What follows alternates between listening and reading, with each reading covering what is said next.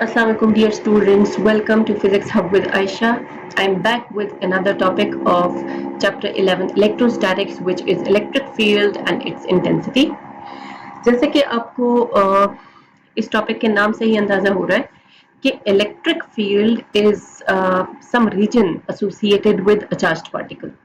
ठीक है, अब जरा इलेक्ट्रिक फील्ड को पढ़ने से पहले पहले हमें जरा फील्ड के बारे में थोड़ा सा क्लियर हो मामला, उसके बाद फिर हम इलेक्ट्रिक फील्ड को इजीली समझ सकते हैं. इसको हम अपने डेली लाइफ से थोड़ा समझ लेते हैं. आप ऑलरेडी अवेयर हैं दो किस्म के फील्ड से. एक ग्रेविटेशनल फील्ड, जिसके बारे में आप पढ़ भी चुके हैं और हमारे डेली एक्सपीरियंस से भी हमें ये इस फील्ड के बारे में इंफॉर्मेशन है. और इसके अलावा दूसरा मैग्नेटिक फील्ड, जिससे रिलेटेड हमने ढेर सारे एक्सपेरिमेंट्स बचपन में किए होंगे, आप भी करते होंगे. Magnetic field. अच्छा, अब ग्रेविटेशनल फील्ड एक रीजन होता है अर्थ के इर्द गिर्द, जिसमें अगर आप किसी मटेरियल को छोड़ते हैं तो वो अर्थ की तरफ अट्रैक्ट होगा. Earth is a massive particle. आप अर्थ यानी एक मैसिव पार्टिकल के इर्द गिर्द एक स्पेसिफिक रीजन में जब दूसरे पार्टिकल को रिलीज करते हैं तो उस पर अर्थ के सेंटर से एक फोर्स अप्लाई होता है जो कि उसको अट्रैक्ट करने का बाइस बनता है. इसी तरह अगर आपके पास कोई मैग्नेट हो, suppose we have a magnet, ठीक है, इसका नॉर्थ पोल है, ये साउथ पोल है, और आप कमरे के कॉर्नर में कहीं खड़े हों और आपके हाथ में एक और मैग्नेट हो और आप ये देखना चाहें कि कमरे के कॉर्नर में जो मैग्नेट आपने पकड़ा हुआ है क्या वो इसके तरफ अट्रैक्ट होगा या नहीं, तो वो डेफिनेटली अट्रैक्ट नहीं होगा. बिल्कुल वैसे जैसे अगर आप एक मटेरियल मास को, एक मटेरियल ऑब्जेक्ट को अर्थ के फील्ड से, उस रीजन से जिसमें अर्थ का इन्फ्लुएंस देखा जा सकता है, उससे बाहर ले जाएं तो उस पर किसी किस्म का अट्रैक्टिव फोर्स अप्लाई नहीं होगा. इसी तरह ये मैग्नेट भी इस मैग्नेट को अट्रैक्ट नहीं करेगा. क्यों? क्योंकि इसके इर्द गिर्द जो रीजन है जिसमें इस मैग्नेट का इन्फ्लुएंस देखा जा सकता है, ये मैग्नेट उस रीजन में मौजूद नहीं है. अगर ये उसमें मौजूद नहीं है तो ये इसकी तरफ से किसी किस्म का फोर्स एक्सपीरियंस नहीं करेगा. ये जो रीजन है इसको कहा जाता है मैग्नेटिक फील्ड. अर्थ के लिए जो फील्ड थी उसको कहा जाता है ग्रेविटेशनल फील्ड.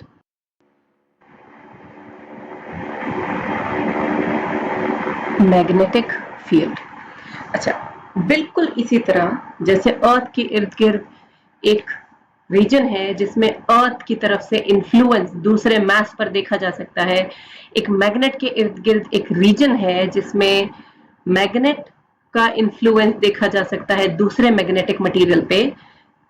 इसी तरह एक चार्ज के इर्द गिर्द भी रीजन होगा जिसमें अगर हम दूसरे चार्ज्ड पार्टिकल को इंसर्ट करते हैं तो वो फोर्स एक्सपीरियंस करेगा, उसके बाहर नहीं. तो वो रीजन जिसमें इन्फ्लुएंस देखा जा सकता है एक चार्ज का, वो कहलाता है इलेक्ट्रिक फील्ड.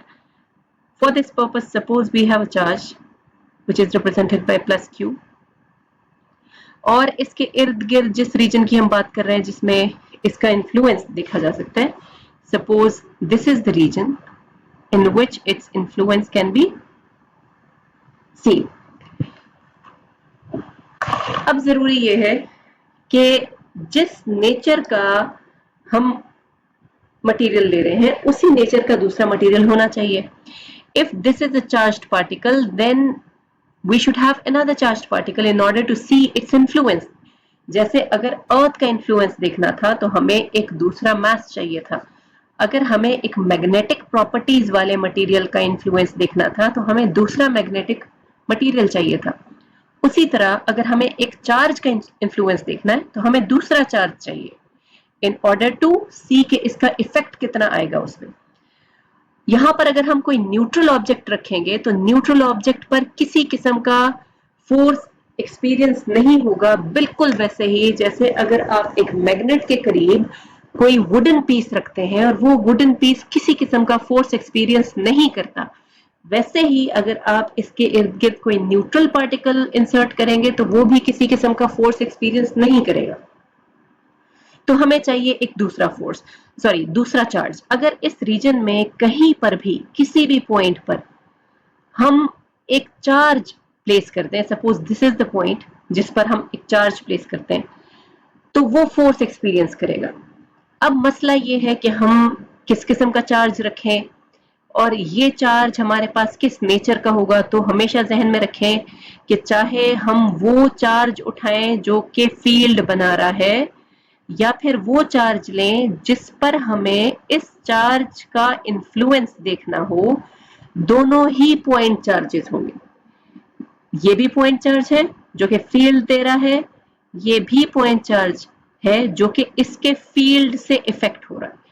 जो फील्ड दे रहा है उसको हम कहते हैं source point charge, as it is providing the field, so it is called source point charge।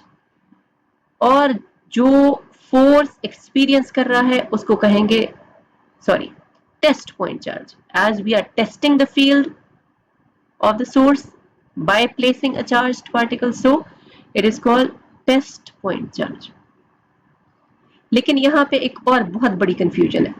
Confusion ये है कि अगर हमारे पास एक टेस्ट पॉइंट चार्ज है तो वो खुद भी तो चार्ज्ड पार्टिकल है। अगर वो खुद चार्ज्ड पार्टिकल है तो वो खुद अपनी भी एक फील्ड बनाएगा। अगर ये अपनी भी फील्ड बना रहा है तो ये फील्ड या तो plus Q source point charge के फील्ड को इंक्रीज करने का बायस बनेगा या फिर इसको डिक्रीज करने का बायस बनेगा।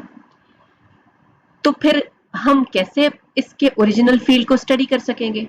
तो इस डिस्क्रिपेंसी को खत्म करने के लिए हम टेस्ट पॉइंट चार्ज को बिल्कुल आइडियल कंसिडर करते हैं और हम कहते हैं कि ये जितनी फील्ड दे रहा है दैट इज नेग्लिजिबल। तो अपने टेस्ट पॉइंट चार्ज के ये दो पॉइंट्स जरूर जहन में रखने हैं कि electric field of test point charge is negligible, of test point charge is negligible.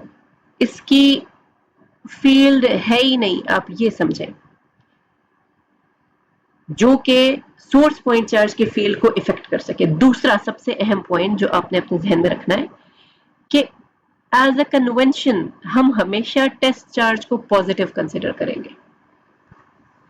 अब आपके जहन में ये आ रहा होगा कि क्या हम किसी सोर्स चार्ज के इलेक्ट्रिक फील्ड में नेगेटिव चार्ज को इंसर्ट नहीं कर सकते? हम डेफिनेटली इंसर्ट कर सकते हैं, ठीक है, और वो भी फोर्स एक्सपीरियंस करेगा, but as a test charge एक खास तरीकाकार होना चाहिए जिसकी वजह से किसी किस्म का कंफ्यूजन क्रिएट ना हो मुख्तलिफ फिजिकल क्वांटिटीज को स्टडी करने के लिए। In reality we can definitely have the negative charge also, but in order to study further we have to consider only one situation, and that is the convention which is already set कि आपने test point charge को हमेशा positive ही consider करना।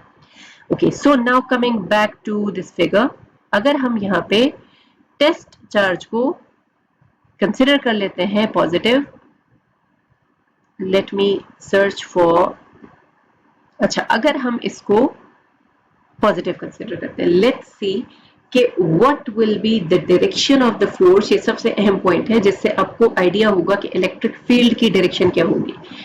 Let's see in which direction Q naught which is the test point charge, naught मैंने क्यों show किया है क्योंकि इसकी कोई फील्ड नहीं है, ये जो इसकी जो फील्ड है उसको हम निग्लेक्ट कर रहे हैं, नेग्लिजिबल फील्ड है। So the force which is experienced bye Q not that will be in outward direction. Why? Because source point charge is also positive and test point charge is also positive, so positive will repel positive, और इस तरह से जो line joining the centers of the two charges है that is going radially outward.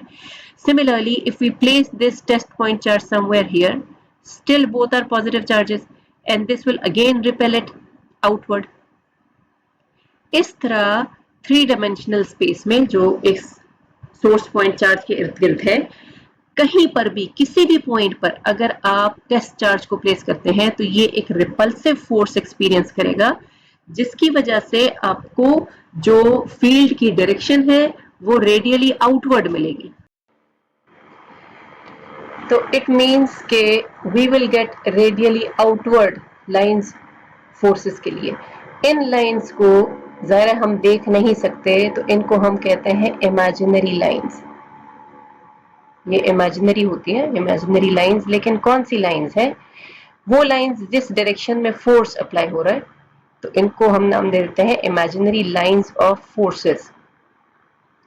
और इन lines को देखते हुए हम इस फील्ड को बहुत इजीली जज कर सकते हैं कि किस किस्म की फील्ड बन रही है। जैसे कि हमने एक पॉजिटिव चार्ज लिया, तो इसके लिए हमें आइडिया हुआ कि किसी भी पॉइंट पे, इवन कि हम यहाँ पर अगर टेस्ट पॉइंट चार्ज को रखेंगे, तो positive will repel the positive, जिसकी वजह से हमें radially outward going line of force मिलेगी। अब अगर हम पॉजिटिव के बजाय एक नेगेटिव चार्ज लें, तब क्या होगा? यहीं पे बल्कि इसी चार्ज को हम नेगेटिव कंसिडर कर लेते हैं। ये चार्ज जो है अगर नेगेटिव हो जाए, फिर क्या होगा? Let's see.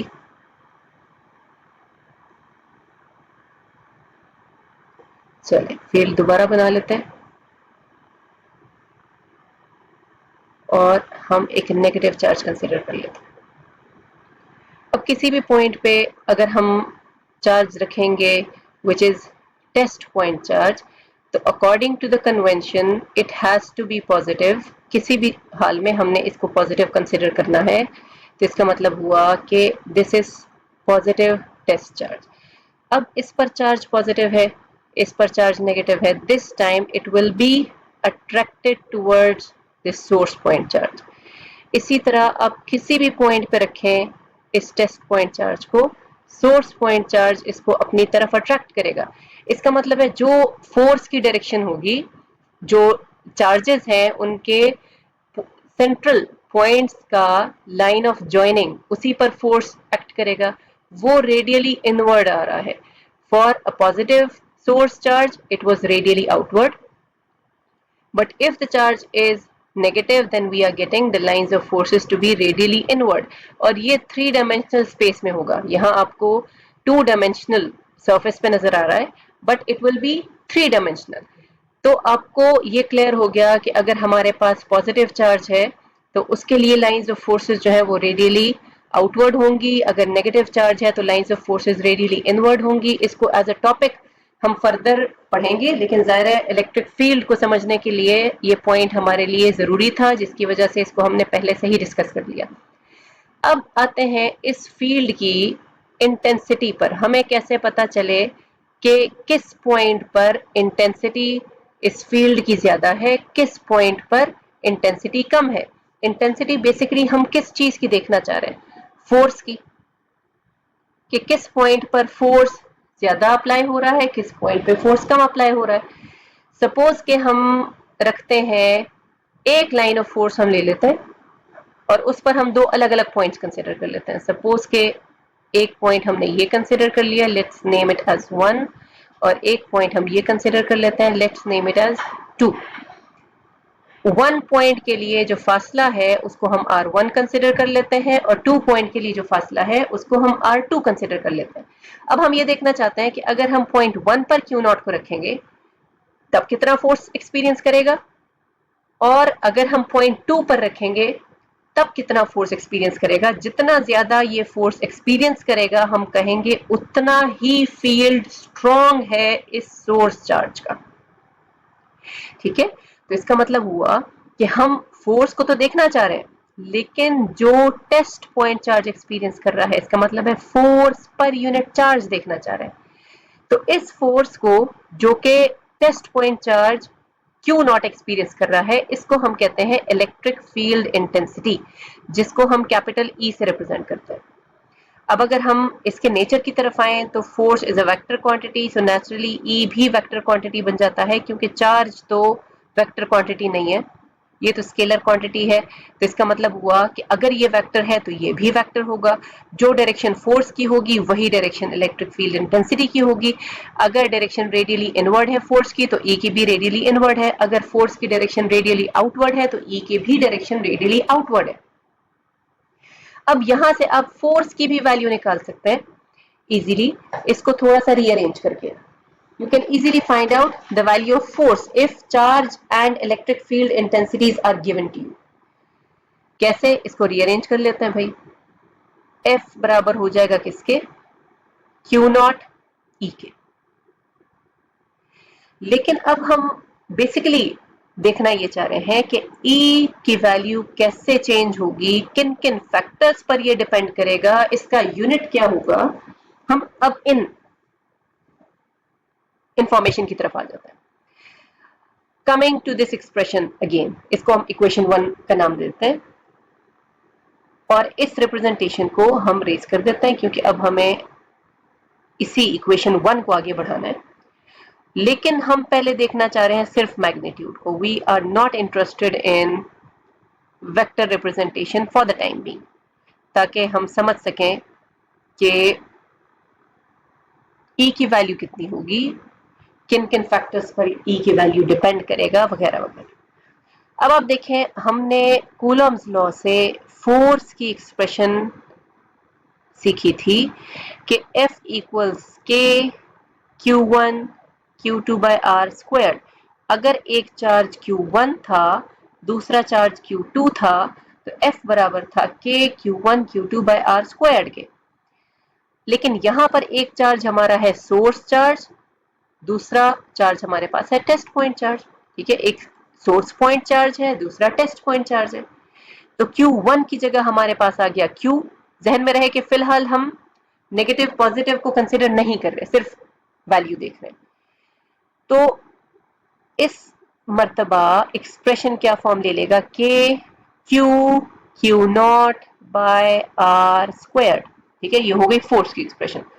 अब हम इक्वेशन 1 में जरा फोर्स की वैल्यू पुट कर लेते हैं और देखते हैं कि ई किस किस्म का एक्सप्रेशन हमें ई के लिए मिलेगा। E will be equal to what, 1 by q naught को पहले से ही मैं अलग कर देती हूँ ताकि समझना बड़ा आसान हो जाए। K q naught by r square, यहां से आप देखें क्यू नॉट कैंसिल हो गया, ई किसके बराबर मिल गया हमें, के क्यू बाय आर स्क्वायर। अब आप देखें ई किन किन फैक्टर्स पर डिपेंड करता है। ई डिपेंड कर रहा है के पर। के किसके बराबर है, के बराबर है 1/4 pi epsilon naught q by r square for free space.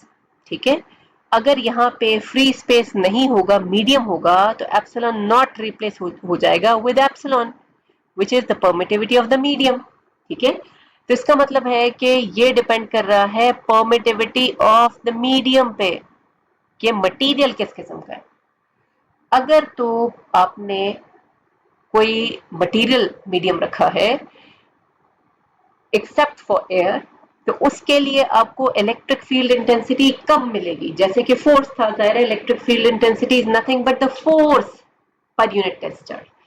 तो ये वैल्यू क्या हो जाएगी, कम हो जाएगी। जैसे जैसे आप एक ऐसा मटेरियल रखते जाएंगे जिसकी जो परमिटिविटी है वो डिक्रीज होती जाएगी, तो E की वैल्यू इंक्रीज होती जाएगी क्योंकि आपको नजर आ रहा है कि इनवर्स रिलेशनशिप है। So what on which factors basically E depends first on the material, कि आपने मीडियम किस किस्म का यूज किया हुआ है। जो मीडियम है उसकी परमिटिविटी कितनी है, इस बात से E की वैल्यू चेंज होगी। So the first factor is the medium, कि मीडियम कौन सा है। दूसरा हमारे पास है मैग्नीट्यूड ऑफ सोर्स चार्ज। जो मैग्नीट्यूड है कौन से चार्ज का, मैग्नीट्यूड ऑफ सोर्स चार्ज। लेकिन सोर्स चार्ज हमारा पॉइंट चार्ज है, ये जहन में रहे, सोर्स पॉइंट चार्ज। तीसरे कौन से फैक्टर पर ये डिपेंड करता है, सेपरेशन डिस्टेंस। सेपरेशन डिस्टेंस, किन के बीच में सेपरेशन डिस्टेंस की बात कर रहा है, सोर्स चार्ज, यहां पे मैं बल्कि लिख देती हूं आपकी आसानी के लिए, between source and test point charge.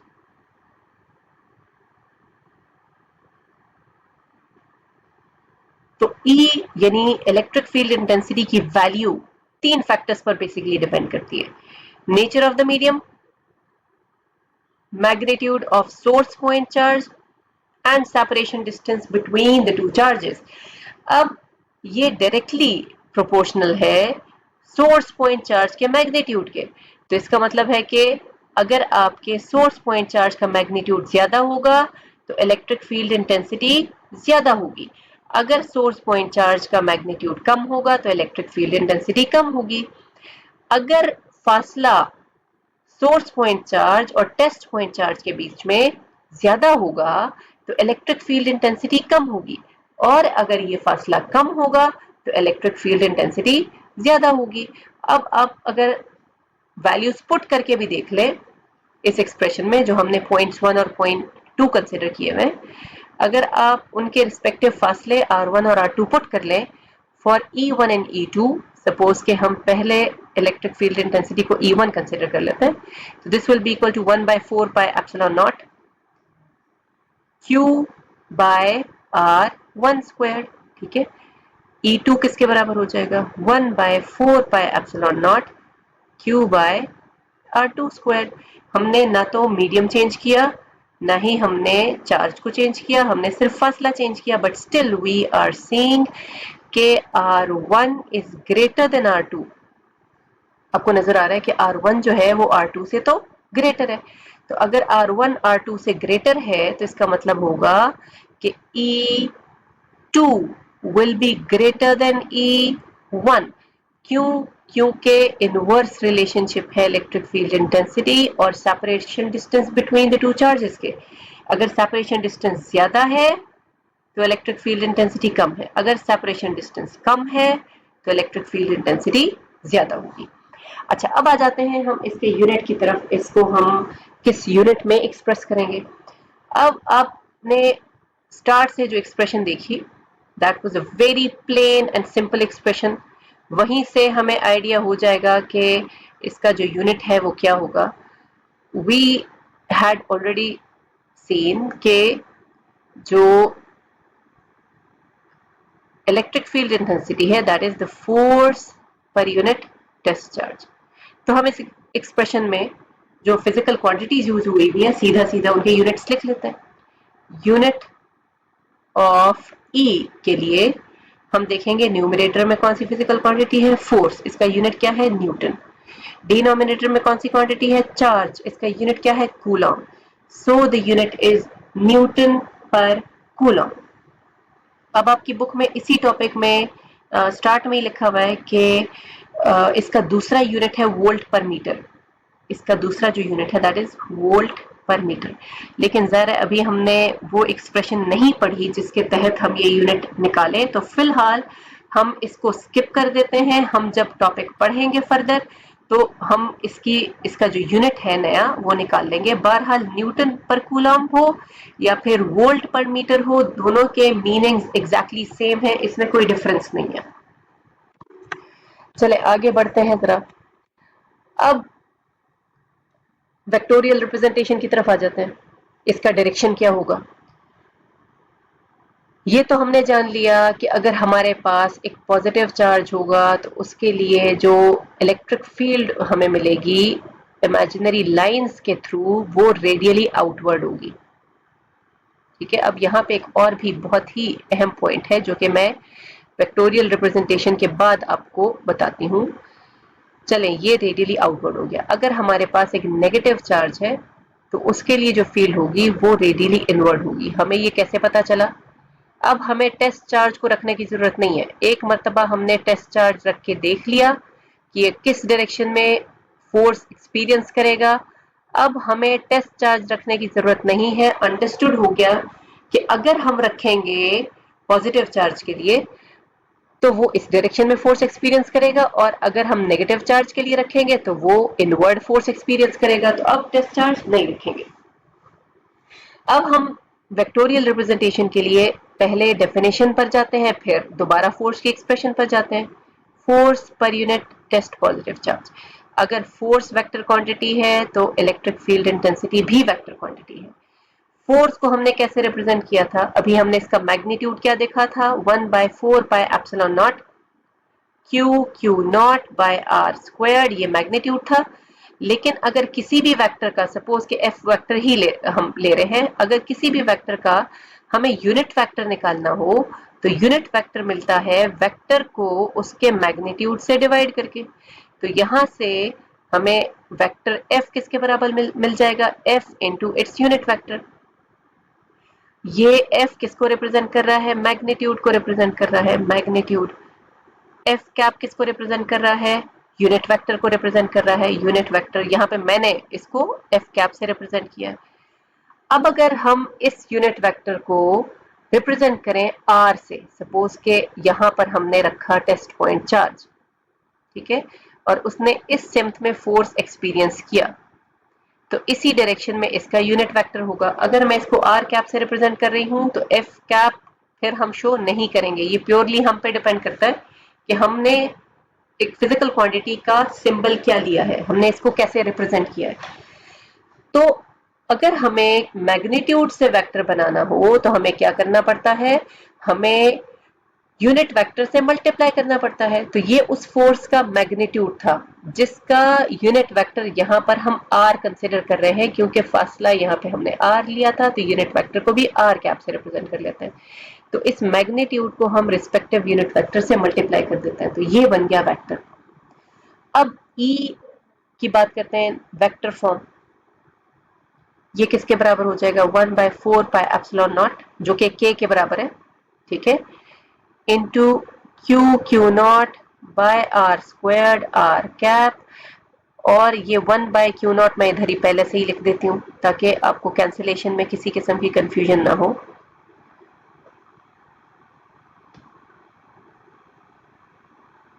1/Q0,